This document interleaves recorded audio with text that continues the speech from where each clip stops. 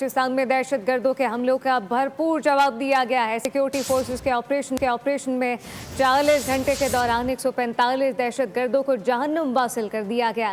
دہشت گردوں نے کوادر میں 5 خواتین اور 3 بچوں کو شہید کیا۔ دہشت گرد ریڈ زون میں سرکاری عمارتوں پر قبضہ کرنا چاہتے تھے لیکن ناکام رہے۔ فرار ہونے والوں کی تلاش میں آپریشن جاری ہے۔ وزیر اعلیٰ سرفراز بگٹی نے آپریشن کی تفصیلات بھی بتا دی۔ پریس کانفرنس میں کہا کہ دہشت گرد نوجوانوں کو لاحاصل جنگ میں گھسیٹنا چاہتے ہیں۔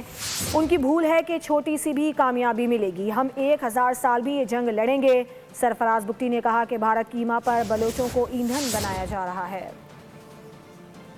25 ڈیڈ باڈیز جو ہیں وہ ہمارے پاس ہیں۔ We managed to kill 145 terrorists in 40 hours. This is the highest number since Pakistan is facing this war on terror.